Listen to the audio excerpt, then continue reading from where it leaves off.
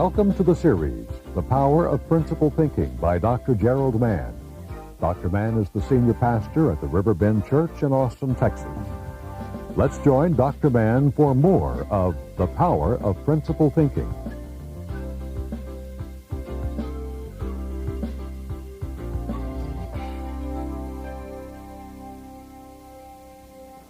Today's principle is the Thanksgiving principle. If we're not grateful, we're hateful. And I want to use two verses from Romans, the first chapter, verse 18 and verse 21, where Paul says, God shows his anger toward the evil of people who prevent the truth from being known. They know God, but they do not honor him by being grateful. If it's not grateful, it's hateful. That's the principle for Thanksgiving. Well, I was at the annual meeting of Texas Baptists last week, which is mostly Baptist preachers and a few laymen thrown in. And I remembered something Jesus said. It's not in the Bible, but he said it. This is what he said, wherever two or more Baptist preachers are gathered together in my name, there a dogfight shall be also. This year the fight was over Baylor University, and each side quoted from the long history of Baptists, and they quoted Scripture, and they proved that God was on their side. And each side proved that they were the good guys, and the other side was the bad guys. And in the middle of all that, I started asking myself the question, I wonder, in God's eyes, who are the good guys and who are the bad guys? And after I thought on it a while, I decided the bad guys were the people that didn't agree with me. But then as I drove home, I thought some more about it. And I remembered that in Paul's introduction of his letter to the Romans, in two little verses, the verses that I read a moment ago, he laid down the fundamental principles of good and evil. Good is rooted in gratitude, in being thankful. Evil is rooted in ingratitude. He says God's wrath is revealed against people who prevent the truth. And that word prevent is from the same root that means hate. People who are hateful toward the truth. They know God, but they don't honor him by being grateful to him. Goodness is always rooted in an attitude of gratitude. Evil is always rooted in not being grateful. And so the basic principle of all of life, where good and evil is concerned, is that if we're not grateful, then we're hateful to the whole process of life. Now, as I often do in sermons, I want to apply that principle to the three basic relationships that make us tick. Our relationship with ourselves and with others and with God. If we're not grateful, we're hateful toward ourselves. You hear a lot about self-esteem these days. We teach it in all the schools, and all the experts are saying you can cure drugs if people have self-esteem, and on and on. Let me ask you a question. And I want you to, in your mind, to give me the first answer that comes to your mind. This is one of those first thought deals. If you could be anybody who ever lived in the history of the world, who would you rather be? Now, if you answered anybody but yourself, you don't have very much self-esteem. Because self-esteem is rooted in gratitude for being who I am. To have self-esteem is to be able to look to God and say, God, I thank you that I am me, that I live where I live, that I am who I am, and that I am what I am, and that I am where I am. Now, if you're like me, you've spent most of your life unhappy. Most people claim to be happy, and how many times do people say, fine? You say, how are you doing? Fine. Why do we do that? Because we don't really want to bore them with how we're really doing, right? Most of my life has been spent being unhappy. And that unhappiness almost 100% of the time is rooted in the fact that I wish I were somewhere else, somebody else, something else. And that's the root of all unhappiness. People want to be anything but who they are. If you're unhappy in your life, you probably spend a lot of time saying, I wish I were somebody else, someplace else, that I lived in some other time. To love yourself is to be able to say to God, I thank you for who I am. We're here because we all claim to follow Jesus of Nazareth, the perfect man. The thing about Jesus that distinguished him from everybody else who ever lived was that he never wanted to be anybody but who he was.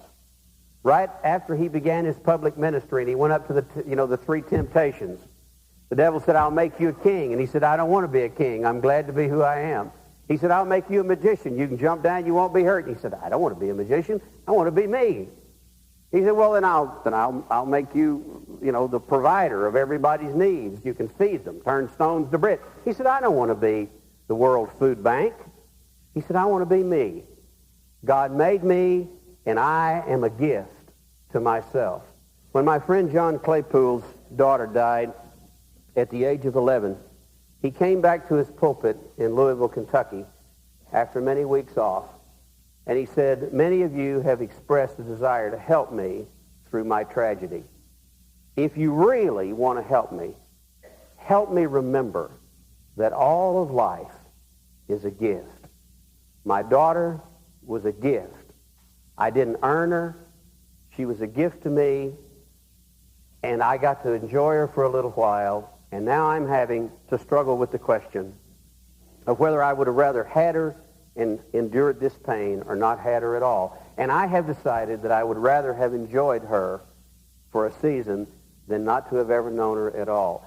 Now, if you really want to help me remember that life is a gift, and help me remember that my life is a precious gift.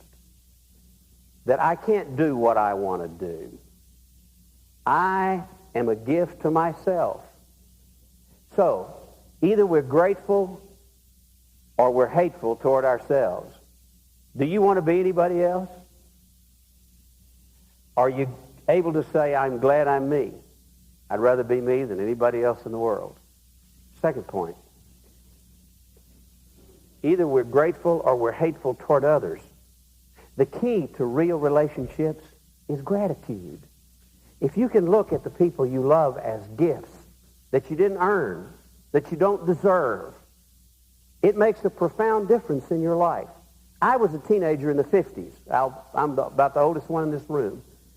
But for the two or three of you who were in the 50s, you understand. In the 50s, this is what you did. You got out of high school, and your last year in high school, you started planning on what you were going to do for a career, and you also started looking for a mate. You got out of high school, and you got married, and you went to work, and or you went to college, and or you did all three. I did all three. My wife was my high school sweetheart, and she was 18, and I was 20, and we got married. And within 2 months, we were expecting. We had a baby 11 months after we married. All the little old ladies at the First Baptist Church were checking the calendar on us to make sure the kid was legitimate. When my wife went into labor, I had never been in a hospital.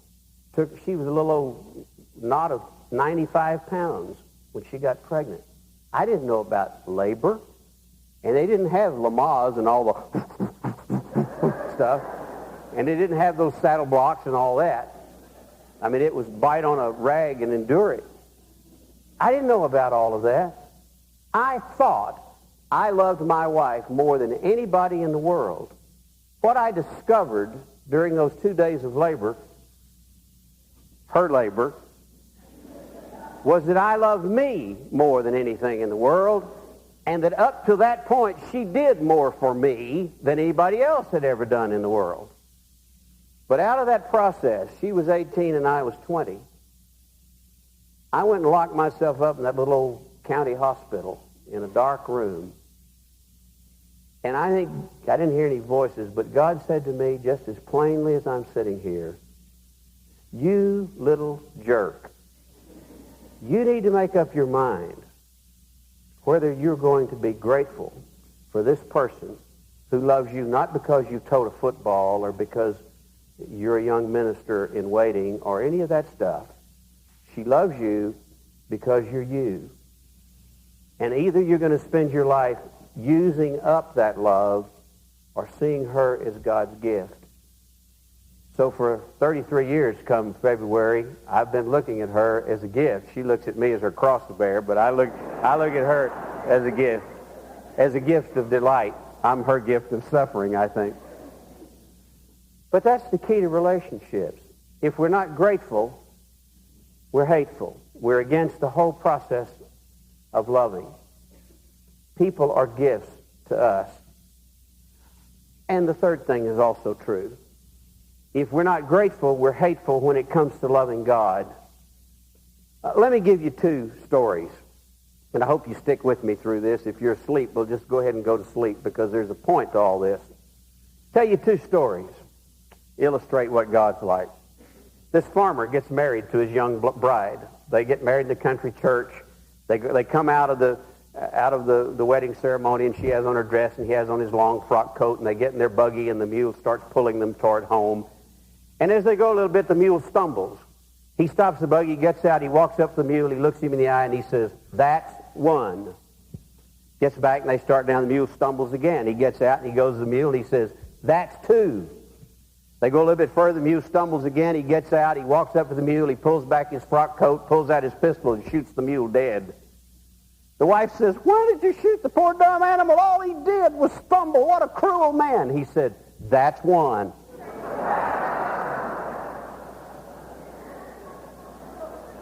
Now, most of us grew up feeling like God is that farmer.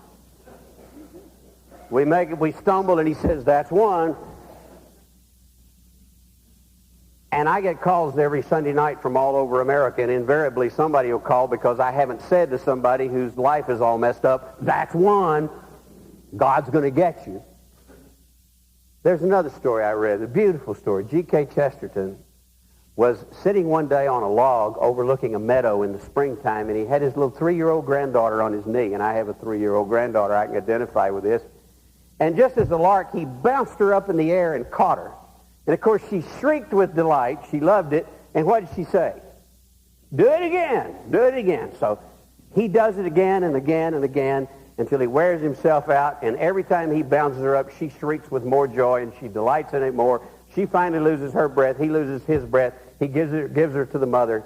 And he says, as he's sitting there looking out over the meadow, he begins to look at the daisies in the spring light. And he said it suddenly occurs to him that God didn't create daisies as a class. He didn't say, "Let there be daisies." That he created one daisy, and he looked at it. And the joy and the delight within him shrieked and said, "Do it again."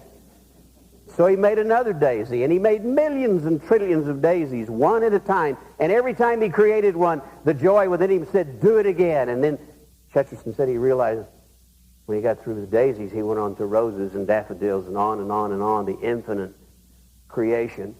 And when he hung the stars in the sky, he didn't say, "Let there be stars." He created one, and the joy within him said, "Do it again." And then Chesterton said he came to humans. And he didn't create the human race. He created one. And he was so filled with delight, he said, "Do it again." And, of course, Chesterton then realized, he said, for the first time, he came to me. And with a great delight, he said, "Do it again."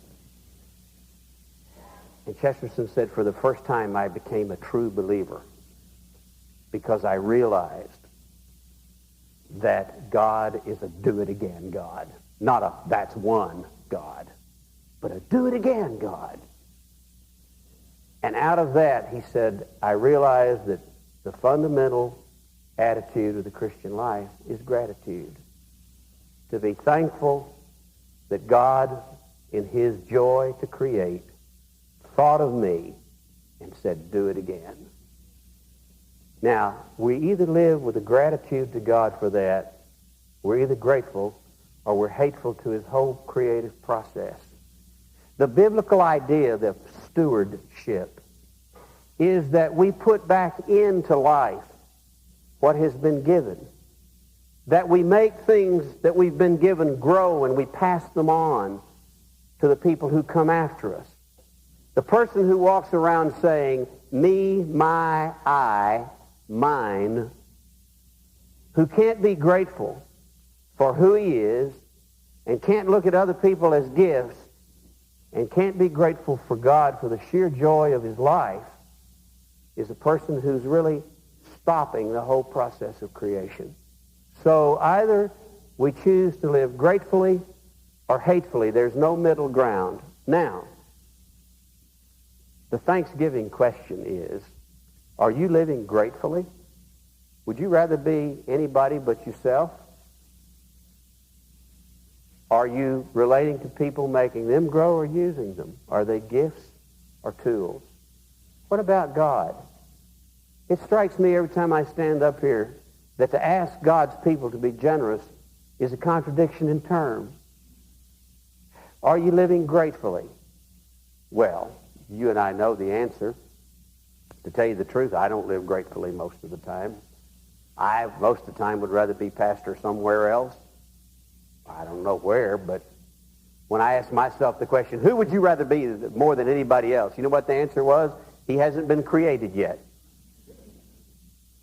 Most of my life is unhappy, just like most of your life is unhappy, because I don't live with the attitude of gratitude. So the question becomes, how do we develop an attitude of gratitude?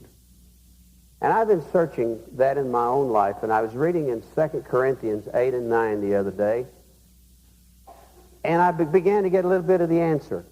Paul is writing to the Corinthians, and they've had a bumper crop, and they have a great economy over there. And he's saying, I'm coming to get the offering that you pledged to build the church in Jerusalem. Now, I'll be there pretty soon, and I'm bringing some Philippians with me. Now, the Philippians have been in a depression, a recession.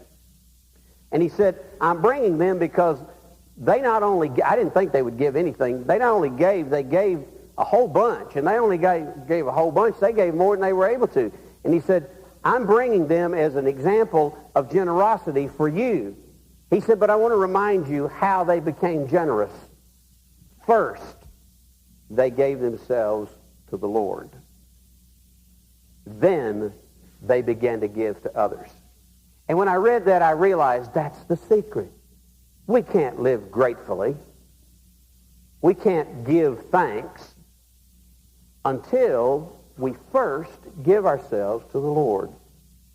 There is no way to be thankful for my life unless I'm in touch with God. There's no way to treat you as a gift unless I've given myself to the Lord first. There's no way to be thankful to him as my loving Father and to see him as a do-it-again God instead of a that's one God unless I belong to him. These Philippians were generous and they lived gratefully because first they gave themselves to the Lord. So my Thanksgiving message to you is, before you give thanks for anything, give yourself to the Lord first. That's the way life gets its priorities set. Somewhere during this season, I hope you will get by yourself and say, I want to give myself to you, God, first.